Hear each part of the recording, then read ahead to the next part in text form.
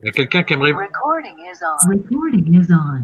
Voilà, donc l'enregistrement est commencé. Bonjour. Bon, alors je me présente, donc Philippe Erardel, donc depuis 19 ans à Saint-Germain. Donc je suis colistier de la liste de Saint-Germain écologique et solidaire, donc qui a été élue le 15 mars.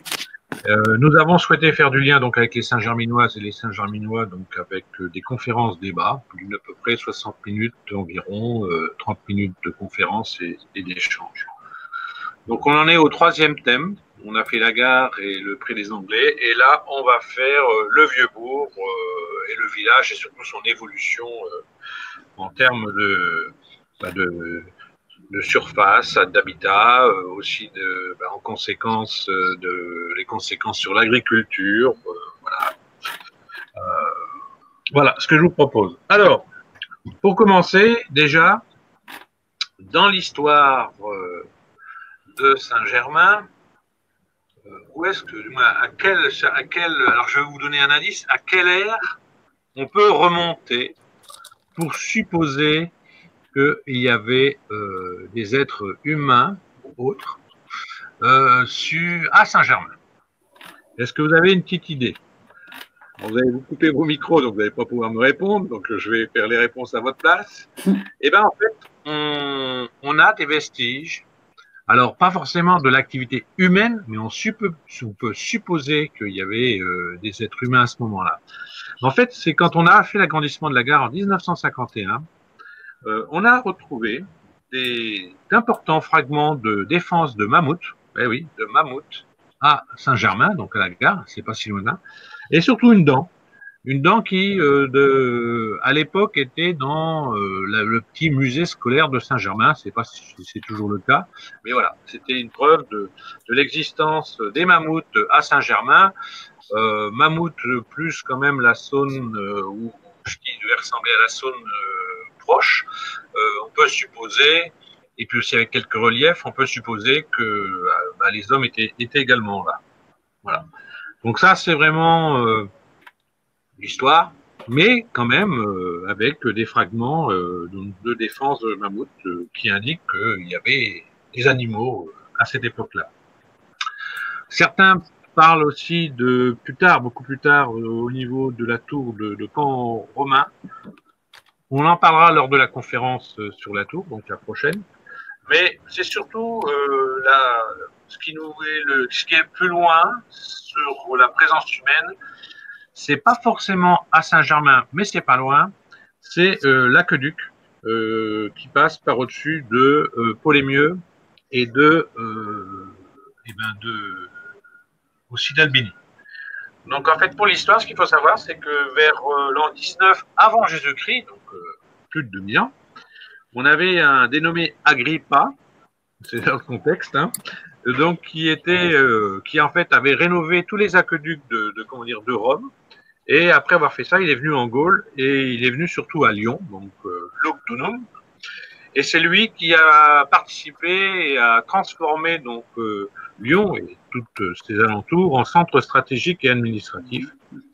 Il a fait donc construire surtout 4 grandes voies et 4 aqueducs antiques, donc le nôtre, celui qui partait des Monts d'Or. Donc il partait du Mont Verdun, il passait par Paul-les-Mieux, Curis, Albini. Donc vous voyez peut-être quand vous allez vers le vieux château, le château de Curis, ou après sur Albini, quand vous vous promenez à pied, et qui allait jusque Fourvière. Bon, ce qui veut dire que pour qu'il y ait un aqueduc, il y a plus de 2000 ans, c'est qu'il y avait de l'eau, il y a toujours de l'eau, avec une présence importante d'eau dans le massif du Mont d'Or. Alors en quoi c'est le rapport le rapport avec Saint-Germain et le Vieux-Bourg, c'est l'eau, parce que l'eau a contribué beaucoup à l'essor du village, aussi bien pour l'agriculture et que pour notre métier. Donc la présence la plus importante qui nous indique qu'il y a de l'eau, ce sont les lavoirs. Alors, je pourrais vous poser la question, combien y a-t-il de lavoirs à Saint-Germain? 1, 2, 3. Donc il y a celui du Vieux-Bourg, je vais vous montrer les photos dans quelques instants, qui est le plus connu. Et il y en a un qui est tout en haut. Il y en a un qui est tout en haut de la montée des carrières, qui en fait n'est plus à Saint-Germain, mais il est à Pau-les-Mieux. Mais c'est vraiment à quelques dizaines de mètres, puisque c'est juste à peu près au niveau de la frontière entre les deux communes. Donc pour l'instant, il n'y en a qu'un, mais en fait, il y en a un deuxième lavoir. Un deuxième lavoir, je vous propose la prochaine fois que vous descendrez la rue de la Résistance pour aller à la Mondillonne, boulangerie ou au Spar, dès que vous pouvez vous mettre sur la partie droite, dans le sens descendant, sur la rue de la Résistance, donc à peu près à hauteur de l'entrée des services techniques de la mairie, de passer de trottoir et de longer donc ce beau mur végétal vert, comme j'adore, de vieux tuyas. Et vous verrez, à peu près à hauteur de la mairie, derrière, eh ben, vous avez un vieux lavoir qui est pas abandonné, mais il n'est pas franchement bien entretenu. Et mais par contre, ça montre aussi que à cet endroit-là, il y avait un lavoir. Et quand on va regarder les vieilles photos aériennes de 1950, je vous indiquerai où est-ce qu'il est. Alors, je vous propose maintenant de partager. Alors, partageons. Voilà. Voilà. Donc là, vous le connaissez peut-être tous, vous l'avez peut-être déjà lu ou vu ou passé à côté. C'est le panneau patrimonial du lavoir, avec déjà la première chose qui impacte tout le monde, c'est la chanson, les lavandières des Monts d'Or. Donc nous ne ferons pas une chorale aujourd'hui, hein, parce que j'ai le texte, mais j'ai pas la musique. Donc du coup, je sais pas sur quel air c'est chanté. Mais il me semble qu'il y a des gens qu'on connaît sur Saint-Germain qui doivent savoir quel est l'air qui est chanté. Donc ce lavoir, il a été construit en 1781. Alors c'est pas le lavoir là, hein, parce que le lavoir là, il a été reconstruit suite à des accidents, mais il avait cette forme à peu près quand même. Hein. Il était peut-être pas aussi large. Donc vous voyez ma main, bah, donc je fais bouger la flèche. Hein. Donc il était à peu près quand même à cet endroit-là, mais peut-être pas aussi large, peut-être pas avec le même chapeau. Devant le lavoir, il y a un abreuvoir pour les bêtes, hein, qui a été bouché depuis. Hein. Donc vous voyez, il y a vraiment tout un système d'eau qui était prévu. Hein. Donc c'est le lavoir, l'abreuvoir et bien sûr la fontaine manuelle du lavoir. Donc ce lavoir, il a comment dire, il a été vraiment très utilisé, puisqu'en fait, tout autour du lavoir, bon, bien sûr, une activité liée à l'eau pour les jardins, liée pour la lessive, mais il y avait aussi toutes les fêtes. Voilà, donc j'avance, donc il y a celle-là.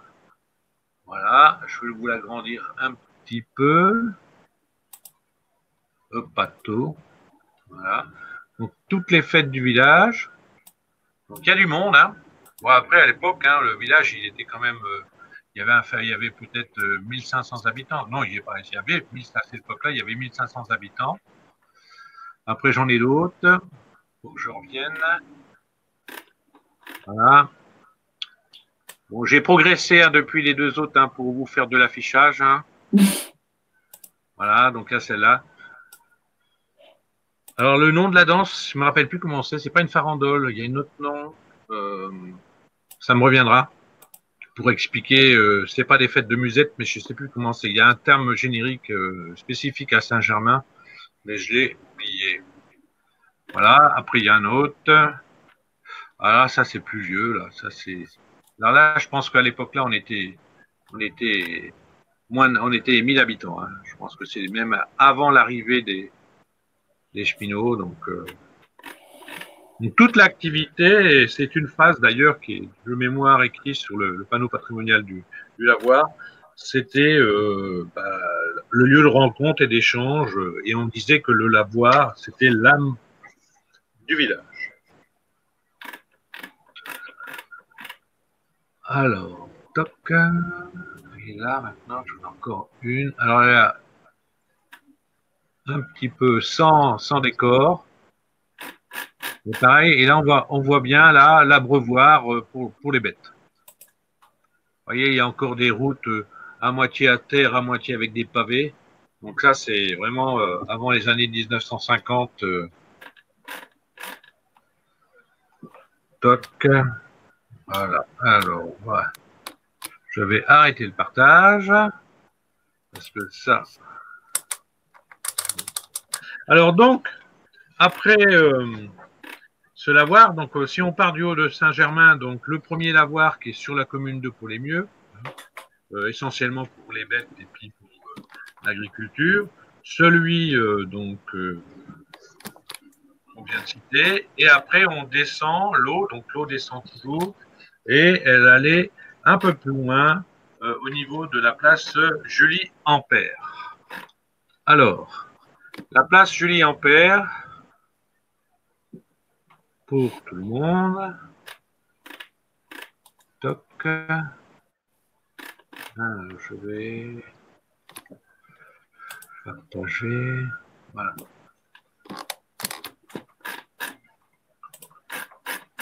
Voilà, alors ça c'est un logiciel qui est gratuit, hein, qui est accessible par tout le monde.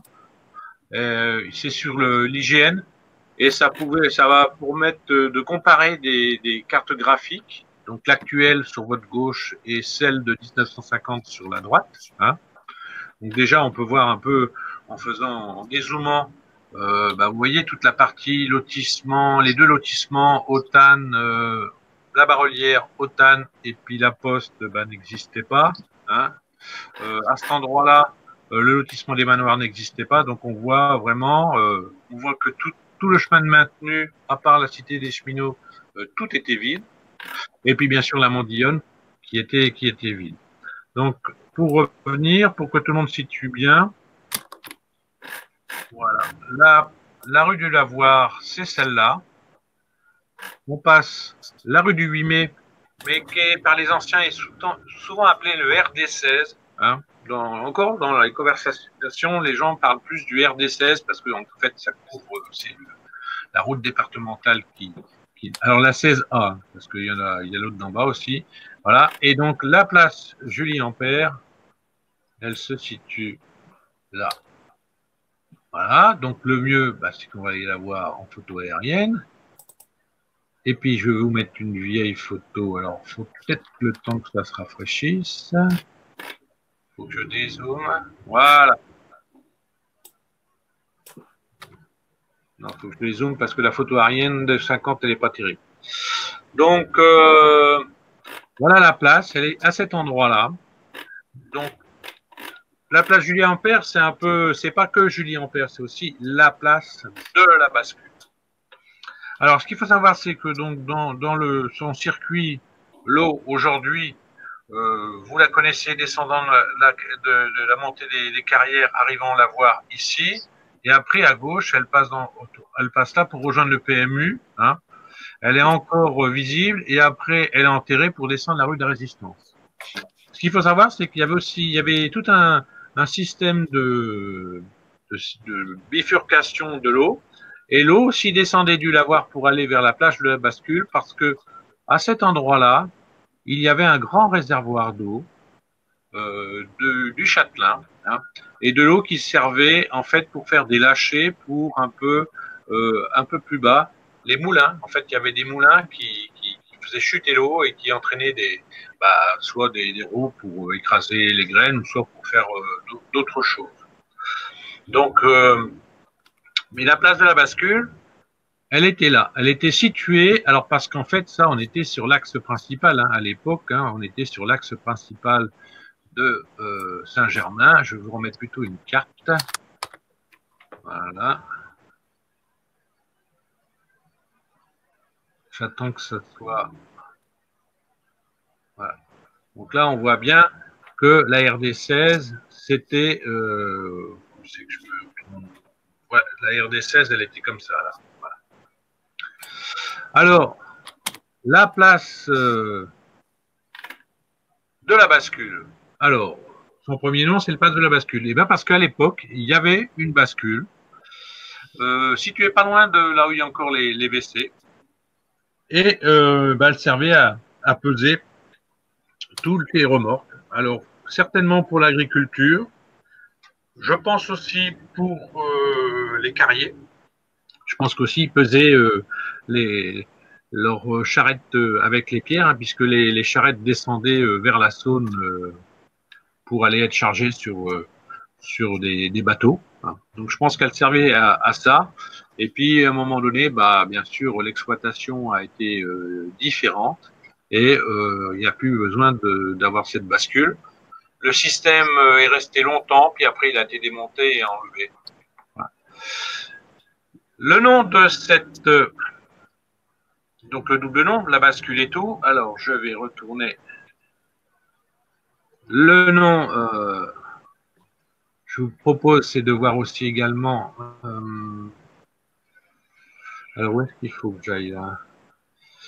Attendez, j'ai une petite manip à faire là, parce que là je change de texte. Toc, il faut que je remette là. Voilà. C'est bon, je vais pouvoir lancer le partage. Voilà, parce que je ne suis pas sur le même répertoire. Donc là, voilà. Aujourd'hui, voilà le panneau, que pareil, certains connaissaient. Alors, quand on a fait le panneau, on a respecté des textes originaux. Hein. On n'a pas voulu les changer, même si moi j'estime qu'il y a une coquille, mais on l'a laissé tel quel. Donc pourquoi? Parce qu'on vous parle de Julie Caron, qui était une jeune femme, hein, qui habitait à Saint-Germain, et qui a eu et qui s'est prise d'amour pour un dénommé Ampère. Ampère, donc, qui est dit, il est donné d'ailleurs, et c'est là où l'erreur pour moi, c'est que c'est un mathématicien. Il a fait surtout beaucoup de choses pour l'électricité, puisque en fait c'est lui qui a inventé entre guillemets le concept de l'intensité, hein, Ampère, puisque le courant c'est de l'intensité et il est son unité de mesure c'est l'ampère. Donc c'est là aussi dans le texte où on rigole un petit peu quand on est électricien comme moi, c'est qu'on dit bien que qu'il a écrit de nombreux poèmes d'Ampère témoignent de l'intensité du sentiment qu'il trouvait Paumelle. Donc je pense que celui qui a écrit, bon, il a dû faire comme moi et de dire bon, on le classe comme mathématicien, mais ce serait peut-être plus comme scientifique que mathématicien. Et puis voilà.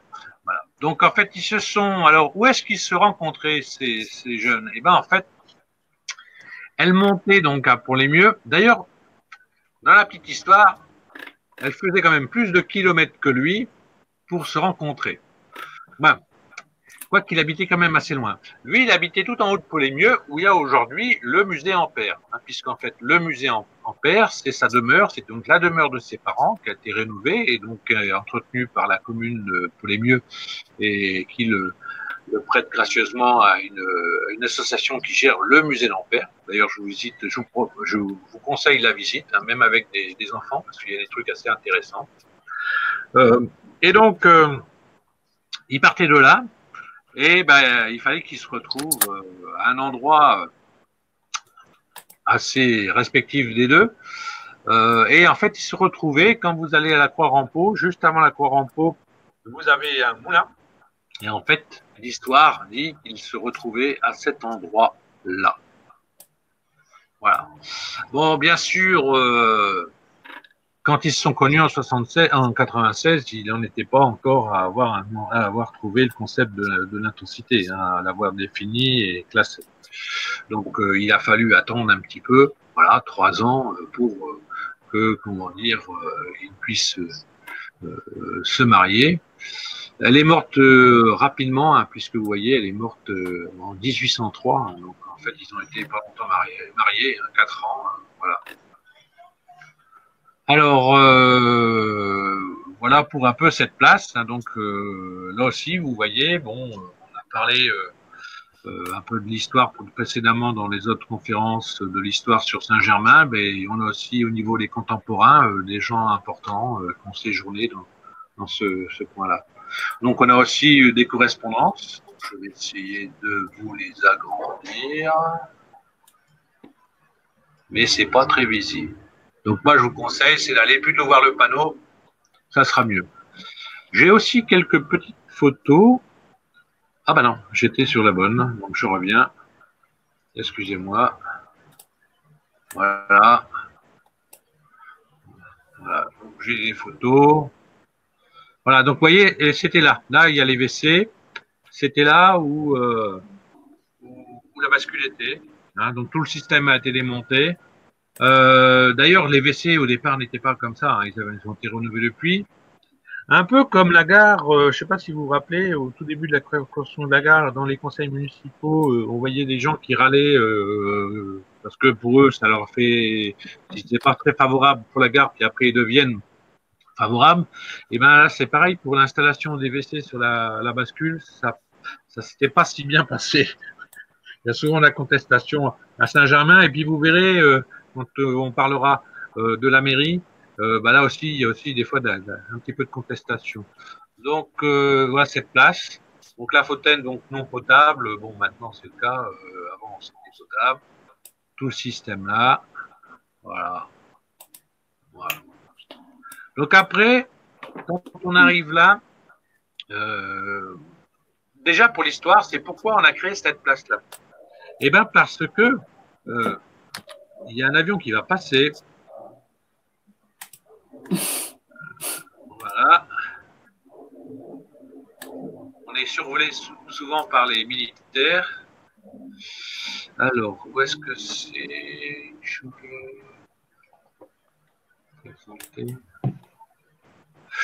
Ouais, c'est ça. Je vais vous présenter celui-là. Je vais repasser sur les cartes IGN. Voilà. En fait, quand on regarde les cartes IGN, hein, j'aime bien vous mettre les deux cartes d'aujourd'hui à gauche et celle de 1950. C'est un peu pour montrer l'évolution du vieux bourg. Hein. Ce qu'il faut voir dans le secteur là, hein, donc on est ici, là, la place. En fait, dans un village commun, l'activité, la vie de la commune se fait autour de la mairie et de l'église, sauf qu'à Saint-Germain, l'église, comme l'église elle a été construite à partir de la chapelle du vieux château, elle est là et que à l'époque on rapprochait souvent tout ce qui était l'élu et l'église, donc la mairie et l'église se retrouvaient là. Et cette mairie, donc aujourd'hui c'est l'OPAC qui l'a reprise et qui en fait des logements locatifs. Hein. Et en fait, le cœur du village, il était pas là. Parce que le vieux bourg, il était là. Et donc, naturellement, la distance a fait que l'intérêt d'avoir une place, et c'est pour ça qu'au départ, ils ont fait la place de la place de la bascule. Alors, je pense qu'elle s'appelait pas la place de la bascule. Elle devait avoir un autre nom, mais je ne peux pas vous le dire. Et puis après, avec l'activité économique pour les agriculteurs, pour les carriers, et l'intérêt de mettre aussi la bascule, d'avoir de l'eau et tout. Voilà. Donc c'est surtout l'éloignement entre l'église et la mairie et l'activité principale du bourg que cette place a été construite. Alors, maintenant, je vous propose de partager des cartes postales. Alors, je vais, voilà, dans les rues de Saint-Germain. Voilà. Alors, ça, vous êtes dans la rue du 8 mai. Là, il y a le PMU qu'on connaît. Hein. D'ailleurs, vous voyez qu'il avait à l'époque une pergola, qu'il a perdu et que le gérant en a remis une aujourd'hui. Et vous avez la rue de la Résistance qui descend. Donc, vous aviez une épicerie donc, qui est presque en lieu et place du coiffeuse, hein, de la coiffeuse, une des coiffeuses. Voilà.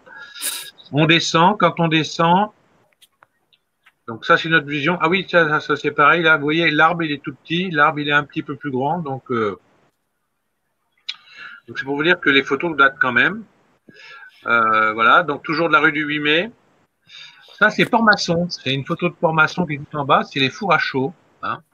Donc ça a une activité aussi économique qui était proche de la rivière hein, pour pouvoir amener la chaux via des bateaux en amont et en aval, hein, aussi bien pour aller sur leur lieu nécessaire d'utilisation.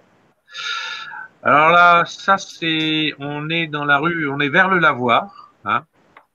Donc là, c'est pareil, il y avait un commerce, mais je ne peux pas vous dire ce que c'est comme commerce, je ne le sais pas. Et j'ai pas de carte postale avec là.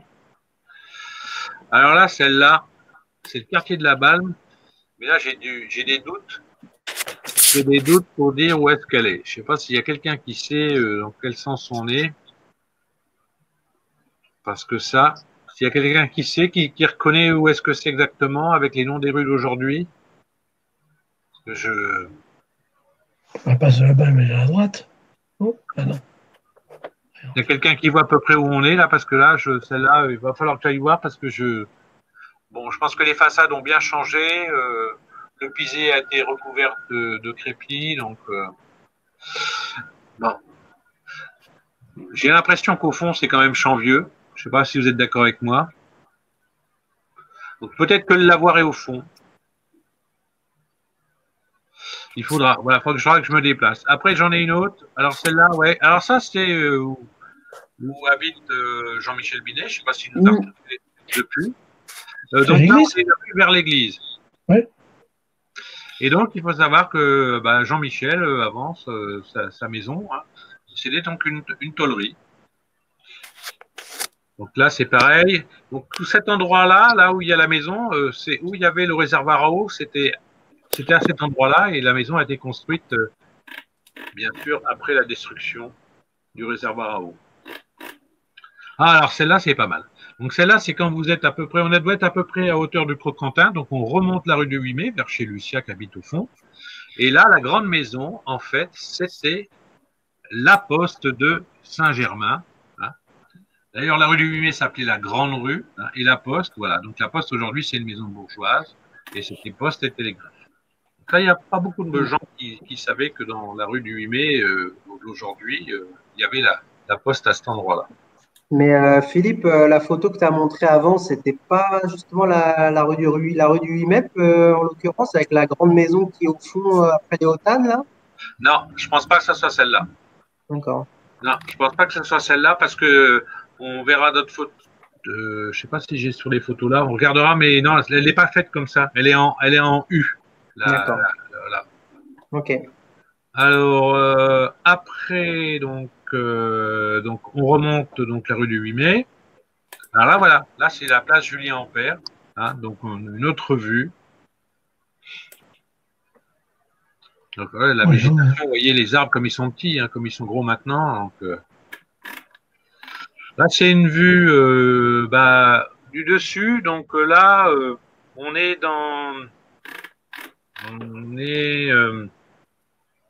au-dessus de la rue du 8 mai. Hein. Et donc, on voit bien que les vignes qui arrivaient très, très vite. Donc, en fait, là, cette rue-là que vous voyez en dessous, un peu en contrebas, elle va au lavoir. Le lavoir est par là.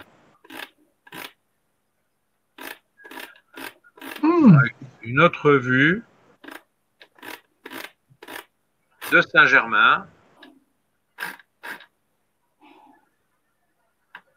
Voilà, une autre avec le château. Hein. Le château, aujourd'hui, est moins visible du fait de cette végétation qui a poussé, hein, mais il faut quand même bien se dire qu'il y a 50 ans, le château était dans le village, hein, puisqu'il était visible de part et d'autre. Aujourd'hui, il est caché. Hein. Voilà, une autre vue. Alors pareil avec les vignes. Hein, les vignes tout autour de Saint-Germain, hein, il y avait sur les hauteurs, il y avait vraiment beaucoup de vignes. Tu as un sujet, Philippe, d'ailleurs, prévu sur le château? Oui, le château, ça sera le dernier. Ah, ça super. sera certainement vendredi prochain. Ok, ça, super. Je confirmerai. Après, donc, pareil, donc, une autre vue. Voilà, là, c'est un peu l'activité. Donc là, ça, c'est la rue de l'église. Hein. Là, c'est la rue de la Résistance. Et c'est sur ce dénivelé qu'à certains endroits, il y avait des espèces de petits moulins. Alors, c'est pas des moulins comme on connaît, hein. C'était des petits moulins pour vraiment écraser la farine, faire de l'huile. C'était sur des points. Là, c'est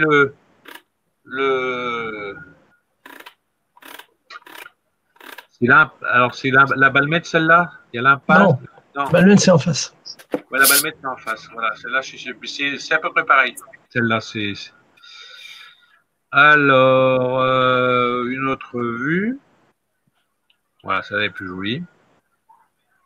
Bon, vous voyez, hein, donc, le château, pour l'instant, il reste quand même bien beau. Il n'y en a plus beaucoup, mais il évolue bien dans le temps, parce que ça a plus de 60 ans. Là, les bords de Saône, je l'avais montré la fois dernière. Ce qu'on n'avait pas vu, c'est qu'en fait, il y a un remorqueur à vapeur qui tire les péniches, hein, puisqu'à l'époque, les péniches n'étaient pas motorisées. Et en fait, c'était tiré par des remorqueurs. En fait, pourquoi? Ben, c'est parce que au départ, les péniches, il y avait le chemin de halage donc, qui était sur la rive gauche, hein, côté Genêt, où il y avait des chevaux qui tiraient. Et puis, ben, quand on arrêtait les chevaux, on les a remplacés par des remorqueurs à vapeur. Et puis après, les péniches ont été motorisées. Alors là, alors où est-ce qu'il est celui-là? Château Vignon à Saint-Germain-au-Mont-d'Or.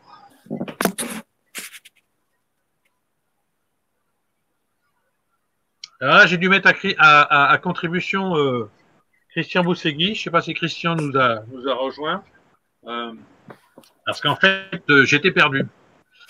Parce que en termes de monuments historiques, à Saint-Germain, il y a le château, mais il y a également quelque chose qui est cette belle maison qui est dans le domaine Emmaüs, qui est en fait la villa Vignon Visuel. Ah, c'est en bas. Saint-Germain, c'est en bas. Donc là, je me suis dit, mais c'est quoi ce château Vignon? Je reviens pour vous montrer. Je me suis dit, mais il est où? Donc là, j'ai pris Google Earth, j'ai regardé tout, je ne l'ai pas trouvé. Et puis je me suis dit, mais Vignon, ça, pourquoi il y a Château Vignon et pourquoi sur Internet on dit la villa Vignon et Visuel? Visuel, pardon. Donc j'ai commencé à chercher qui était Monsieur Vignon. Donc le premier coup, j'ai trouvé un architecte à Paris, non, à Lyon, un premier. Et puis, à peu près dans les 1720 et des boîtes. Et puis, j'en ai trouvé un autre architecte à Avignon à Paris, lui, qui en plus avait participé à... Ah, j'ai perdu, à construire une église très connue, là. Quand il y a des manifestations, j'ai perdu le nom. C'est la Madeleine, oui, c'est ça, voilà. L'église de la Madeleine, donc qui est quand même assez contemporaine et qui n'est pas du tout ressemble à une église traditionnelle. Donc, je me suis dit, bah, c'est peut-être lui. En rapport. Et puis après, j'ai été voir un peu plus dans le détail l'architecte de Lyon, Vignon, et puis alors lui, il a fait des trucs encore beaucoup plus connus, à savoir qu'il a fait le palais de l'Élysée. Donc je me suis dit, oula, c'est lequel des deux? Et en fait, c'est aucun rapport. C'est en fait, il y a une famille Vignon qui, dans le terrain du bas, avait ce château-là, mais ce château-là, il a été alors, il a été détruit, mais certainement après un incendie ou je ne sais trop quoi, et il a été remplacé par comment dire, ils disent, la villa Vignon Visuel. Donc Visuel, c'est bien le nom de l'architecte, et Vignon, c'était le nom du propriétaire, mais ça n'avait rien à voir avec les deux architectes dont je viens de vous indiquer que un avait construit l'église de la Madeleine et l'autre le palais de l'Élysée. Le deuxième étant lyonnais. Voilà. Mais bon, c'est pas rattaché à la commune de Saint-Germain. Alors après, alors donc là c'est pareil, c'est la rue du Lavoir. Hein, donc elle s'appelait la rue du Centre. Voilà. Donc là c'est là où j'arrive pas à savoir quel est ce magasin qui se cache derrière et qu'est-ce qu'il faisait. Ça je ne sais pas. Voilà une petite vue, là c'est pareil, une petite vue. Ah oui, ça c'est parce que c'est pour me permettre de sauter à un autre sujet. C'est au niveau de Saint-Germain. Et voilà, ce que j'ai voulu présenter, c'est cette vue, parce qu'elle est vieille, bon, c'est avec la gare, c'est surtout la cité des cheminotes toute seule, sans rien. Et je vous propose d'aller voir... Non, celle-là, c'est bon, ça c'est une activité. Je vous propose de retourner sur les vues. Donc, on va remonter le temps. Et on va remonter le temps avec les photos aérienne. Parce que celle-là, c'est quand même assez impressionnant. Voilà. Donc voilà notre village. Hein. Alors, déjà, je vais dézoomer un peu plus. Moi, ce qui me surprend, et vraiment, c'est là où on voit les conséquences de l'exode rural, parce que je pense qu'il y a aussi une exode rural à Saint-Germain, c'est la taille des parcelles agricoles. Sur votre gauche, vous voyez des tailles de parcelles exploitées, alors bien sûr, du fait de la mécanisation aussi des outils agricoles, hein. Mais on a, sur votre gauche, on a des énormes parcelles, hein. Alors qu'en 1950, ce qui n'est pas si loin, vous avez vraiment une multitude de petites parcelles avec une complètement différents légumes, céréales, voire même vergers. D'un endroit à un autre, on change très vite de style de culture. Donc il y a ça.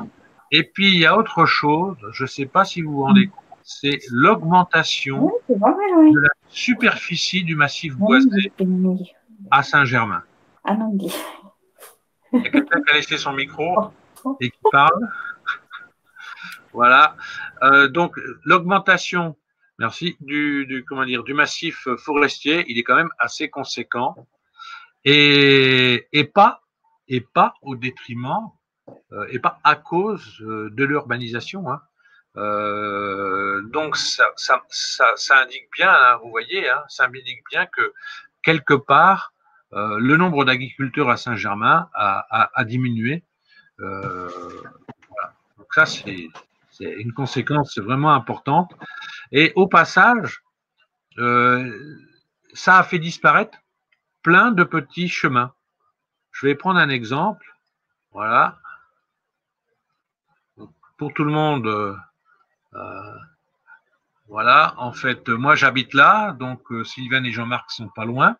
Mais si vous vous regardez bien, aujourd'hui, vous avez un tracé, vous avez donc la forêt, mais si vous regardez sur la photo de droite, vous avez chemin des Rouettes, un chemin qui passait, alors qui ne suit pas loin de la route, qui suit les limites de parcelles, voilà, qui arrivait là. Là, on va se retrouver dans une impasse donc du lotissement des Hautanes. Je remonte. Et là, je me retrouvais sur une autre artère qui allait, alors celle-là est plus grande, hein, qui allait jusque derrière la mairie, jusque la rue de la Combe, et qui, à cet endroit-là, s'appelle l'impasse de la Barolière. Donc, alors c'est marrant, c'est qu'elle s'appelle l'impasse de la Barolière, mais le lotissement de la Barolière, il est ici. Mais en fait, quand vous regardez bien, c'est logique qu'il s'appelle lotissement de la Barolière, puisque on y a accédé par là.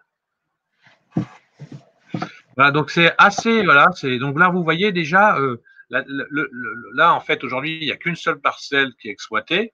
Bon là c'est des potagers, voilà. Tout le reste c'est en friche, alors que là vous avez une multitude, hein, même si on enlève la partie au-dessus de cette partie-là qui a été construite, tout ça c'était exploité. Un autre endroit aussi qui est assez important, c'est bien sûr, alors on va pas passer la Mandillonne, mais on va passer autour de la mairie. Donc la mairie, donc là le lotissement du manoir, le manoir est là, hein, donc ça c'est, je sais plus comment je l'avais dit, c'est les sœurs, le foyer des sœurs, j'ai oublié le nom, qui se sont occupés, donc a été transformé en hôpital militaire, le couvent des sœurs, j'ai perdu, Saint-François, voilà. Et donc là, c'est pareil, vous aviez, à la place du lotissement, une multitude de... Alors là, par contre, c'était des vergers, c'était une multitude d'arbres. Alors après, le plus en plus... mais des grandes, un peu plus petites, plus grandes les parcelles par rapport à ce qu'on vient de voir, mais c'est bien sûr toute la partie, le lotissement de la Mandillonne, où là, mais ça c'est récent, hein, puisque ça date de moins de 10 ans maintenant, ou peut-être un petit peu plus de 10 ans maintenant. Voilà. Et alors après, le truc qui est vraiment étonnant, c'est l'isolement de la cité cheminote, qui en fait n'était qu'entouré que de terrains agricoles. Donc ils étaient vraiment, et c'est un peu ce que je disais quand je parlais de la gare et donc de l'activité ferroviaire, bah eux, il fallait qu'ils aient tout là parce que c'était vraiment très très loin. Imaginez que le boulanger, il était de mémoire par là. Hein. Il était là, bah, de toute façon, il était pas loin de la place Julien Ampère. Hein. Donc, et puis il n'y avait pas la voiture. Hein. Puis ça monte aussi à Saint-Germain. Donc, en fait, il y avait un dépôt de pain, il y avait un boucher, il y avait une épicerie, il y avait tout. Il y avait une salle des fêtes. Alors la salle des fêtes, elle est là, donc elle a dû être construite un peu plus tard. Mais vous avez le petit centre qui est déjà là et tout. Et puis, donc, je voulais vous montrer, faire le petit zoom. Où est-ce qu'il est notre... voilà. Je vais essayer d'agrandir. Voilà, donc la mairie, hein, école laïque, on va en parler dans quelques instants. Et là, le toit du lavoir, donc avec ce mur végétal, on ne le voit pas, mais ici, on le voit bien. Sur la 1950, on voit vraiment ce lavoir qui alimentait toute l'activité et peut-être même, il servait aussi peut-être à la mairie ou au potager, au jardin. Vous voyez, là, tous les vergers. Hein, donc ça, c'est la zone naturelle, donc avec le ruisseau qui est au-dessus de la mairie. Tout ça, c'était... aujourd'hui, il y a des vaches, hein, c'est bien aussi, mais tout ça, c'était exploité. Donc on voit vraiment, après 1960, un changement de physionomie de Saint-Germain avec l'urbanisation, je ne dirais pas galopante, mais avec un certain... Hein, on est quand même passé de l'époque de 1500 et là aujourd'hui on est à 3000, donc je pense que les 60 ans qui viennent de se passer, on a fait un bond... si en 1960 on regarde le village en 1900, les 60 ans, il n'y avait pas tant de révolution que ça en termes d'urbanisation. Et c'est surtout cette restructuration de l'activité agricole de Saint-Germain aux alentours qui est assez important. Alors, il faut que je revienne.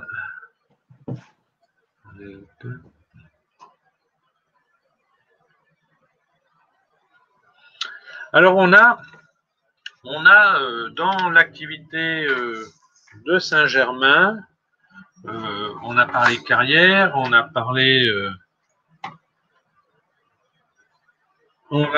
donc de... Non, on n'a pas parlé carrière, on a légèrement parlé du lavoir, on a parlé... Voilà. Alors après, on a aussi des demeures un peu particulières à Saint-Germain, c'est les Hautanes. Les Hautanes, donc les Hautanes, pour tout le monde, je vais vous le montrer, mais vous pouvez savoir où est-ce que c'est. En fait, j'aurais pas dû quitter, parce que là, j'en vais en avoir besoin un peu. Voilà, les Hautanes, c'est cette belle maison, ici, hein, donc c'est sur la rue du 8 mai, avec ce grand parc, la piscine, le kiosque pour les pianissines, hein, pour donc les... Et nous en face. Les concerts du mois de juin. Donc là, cette année, je ne sais pas comment ils vont faire. On verra. Je pense qu'on va découvrir aussi avec eux comment on va faire. Alors, ce lotissement, aujourd'hui, il est donc loué donc, à un organisme qui s'appelle VTF. Mais en fait, c'est bien avant, même dès, on va dire, juste après la guerre, c'est toujours un château qui a été lié à une activité de tourisme. Donc en fait, il a été construit au 19e siècle hein, par la famille Chardini, hein, et qu'il avait fait construire pour y résider de manière ponctuelle ou en résidence secondaire, hein, puisque bon, Saint-Germain a souvent été aussi le lieu de week-end de nombreux Lyonnais. Hein. Et donc en 1947, c'est un abbé, l'abbé de Galard, qui achète, je suppose qu'il avait une fortune personnelle, pour transformer cette maison bourgeoise et ses dépendances pour en faire en fait un centre d'accueil pour les mamans qui étaient désireuses de se reposer avec les enfants pendant les vacances. Donc en fait, la maison centrale, qui est aujourd'hui des salles de réunion et de séminaires, c'est pour ça aussi qu'il y a des grandes pièces, c'était en fait des dortoirs. Des dortoirs et les gens venaient. Alors en fait, ils venaient dormir, ils venaient se reposer, se promener dans Saint-Germain, mais ils vivaient aussi un peu en communauté, puisqu'en fait, ils avaient la possibilité, les familles, de louer à l'année une superficie dans la résidence à hauteur de 1 franc par an. Voilà. Et il y avait surtout des gens du quartier des États-Unis, de Lyon, qui y venaient. Voilà. Et donc c'était une association qui gérait. Et puis en 56, l'abbé de Galard donc a décidé d'ouvrir à tous les Lyonnais. Et donc à partir de là, il y a eu une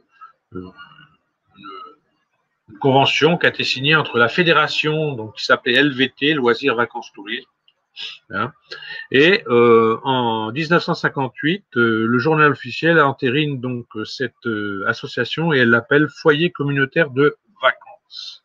Voilà. En 78, bon, c'est là où ils ont fait les nouveaux bâtiments. Donc les nouveaux bâtiments que vous voyez là au fond. La piscine, je ne sais pas quand est-ce qu'elle a été construite, hein, mais cela. Donc afin d'augmenter la capacité d'accueil, et on avait 110 lits. 110 lits, ça, période de vacances, ça faisait quand même du monde en plus dans Saint-Germain. Et c'est vraiment juste avant 2000, qu'en 97, donc c'est la commune qui rachète donc le bien et qui continue. Alors pareil, hein, LVT ayant évolué aussi, elle en confie donc la gestion au VTF, donc vacances de tourisme de famille. Voilà. Mais LVT s'est planté. Voilà, je crois que c'est ça. LVT avait dû, ouais, ça c'est pas trop bien fini. Je ne vais pas l'histoire exactement, mais voilà. Oui, LVT s'est planté. Ils ont déposé le bilan. D'accord. Mais ouais, et donc vraiment, depuis presque maintenant, pas encore 100 ans, hein, mais bon, dans 27, allez, 70 ans bientôt, non, il s'est passé 70 ans, ça fait plus de 70 ans que le site est là vraiment pour accueillir des gens en villégiature. Après, un autre, ce qu'on pourrait dire aussi, c'est le château de Lacombe. Donc il est ici, donc lui beaucoup moins visible que sur les cartes postales que je vous ai présentées, hein, du fait de toutes ces l'augmentation de la végétation. La famille de Belsize, alors j'ai des éléments sur la famille de Belsize, bon, je ne peux quand même pas trop en parler, mais bon, il faut savoir que la famille de Belsize a vécu un événement donc à l'époque du marquis et de son épouse. Ils ont été pris en otage par des cambrioleurs et à partir de là, ils se sont un peu refermés sur eux-mêmes et depuis, c'est resté un peu comme ça. Voilà, je ne peux pas vous dire exactement. Alors la famille de Belsize n'a pas construit ce château. Elle l'a eu par des mariages successifs et échanges de biens. Hein, la famille de Belsize, c'est ce que je disais la fois dernière, elle est issue de Satolas. Hein, elle est vraiment sur dans l'Ain, hein, donc au niveau de Satolas.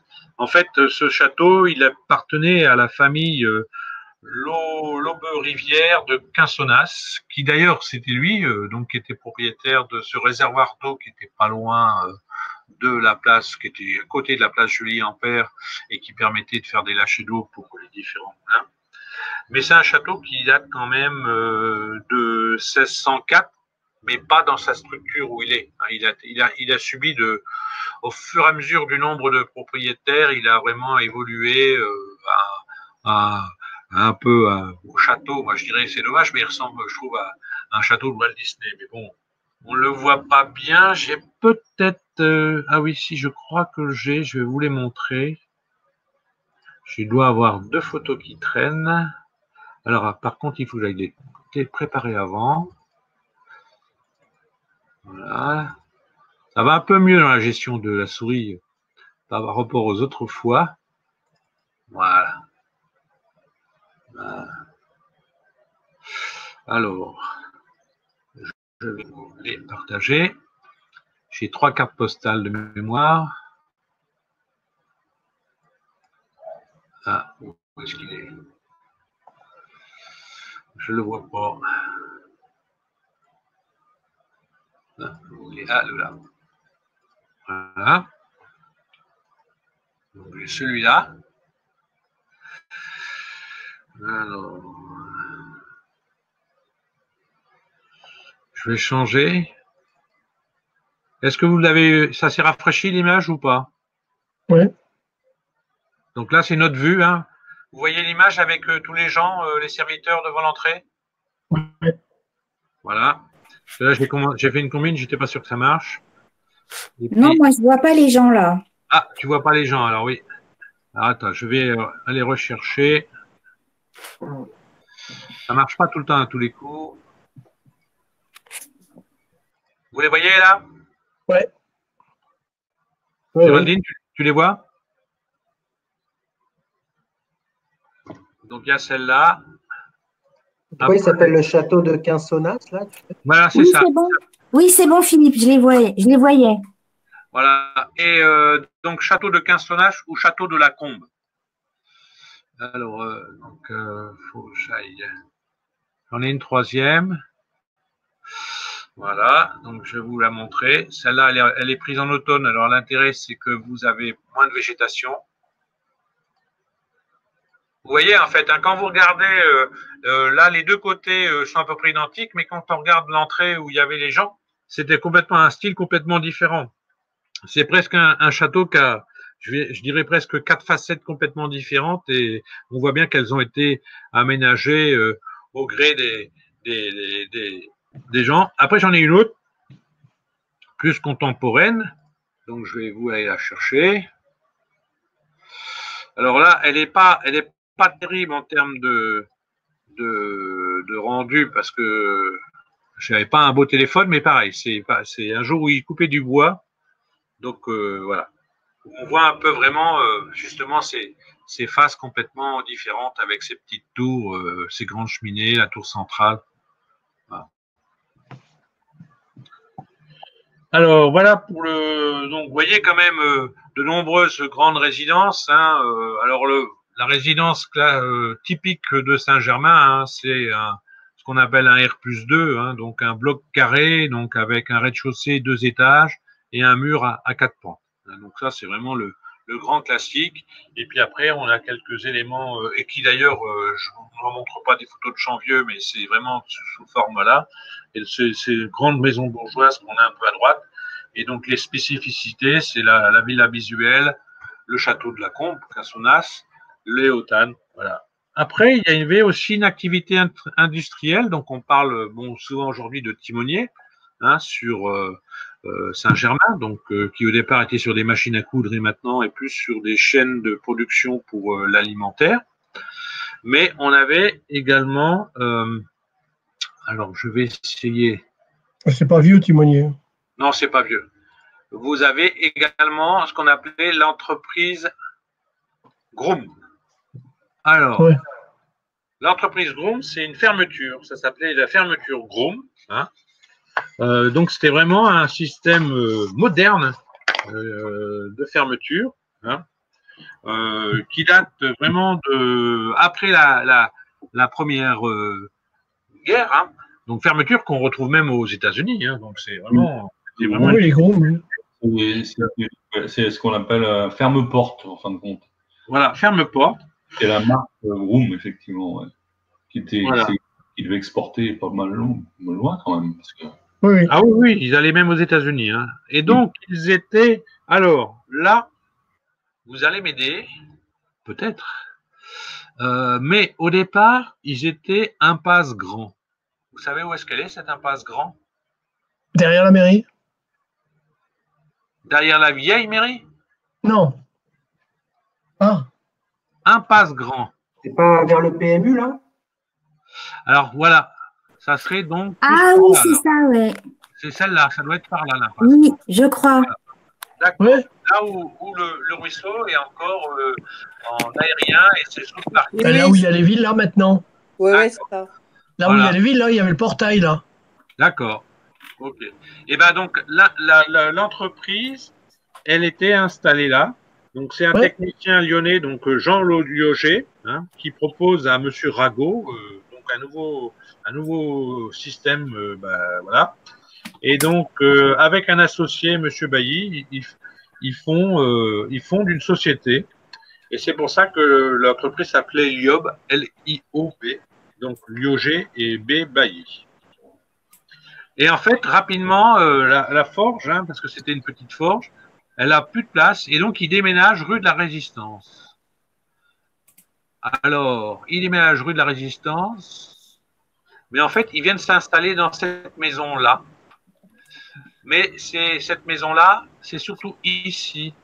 Donc aujourd'hui, il y a il y a une maison neuve, hein, mais ici, il y avait des ateliers qui étaient typiques. Alors j'ai une vieille photocopie, j'ai pas la carte postale, où en fait on a les toits, comme les autres toits des entreprises, vous voyez, une succession de triangles. Donc ils étaient à peu près, je pense, dans ce sens-là, hein, des bâtiments en longueur, et c'est là-dedans qu'il y avait l'entreprise qui a quitté la commune en 1992, donc ils ont dû vendre le bien et ça a été rasé pour faire une maison à la place. Donc voilà pour les fermetures. Et après, on va aller où? Eh ben, on va aller un petit peu plus bas. On a fait le château, on a fait le lavoir du château, mais on va vous parler de la mairie. Alors, la mairie, elle a été inaugurée en 1913. Elle a fêté ses 100 ans en 2013. D'ailleurs, j'avais fait pas mal de choses à l'époque. Mais elle s'est fait on va dire pas facilement. En fait, dans l'ancienne mairie, qui se situe donc à côté de l'église, qui au passage, vous savez que il n'y a pas longtemps, moins de 10 ans, l'ancienne mairie, ponctuellement, est redevenue la mairie de Saint-Germain. Je ne sais pas si vous vous rappelez, mais il y avait un antiquaire qui s'appelait Victor Lanoux, hein, c'était surtout un film, une série télévisée, et il tournait beaucoup dans les Monts d'Or. Et en fait, pendant un épisode, ils ont eu l'idée de remettre, comme c'était à l'époque, de nous remettre la mairie à sa place. Oui. Donc, il a fallu, il y avait on a mis des drapeaux, on a mis des panneaux gris. Moi, ici, il y avait tous les régisseurs et tous les gens qui maquillaient. Plus ils se restauraient, ils ont tourné pendant bien une semaine sur Saint-Germain. La rue de l'église était bloquée, la rue du Manoir aussi. Voilà. Mais sinon, donc il y avait une école, et puis il y avait également une école pour filles, puisque les écoles étaient séparées, mais elle était privée. Et en 1902, l'école devenant laïque, hein, il a fallu faire une école publique. Parce que, voilà. Et là, ça s'est pas passé ça s'est passé dans la douleur.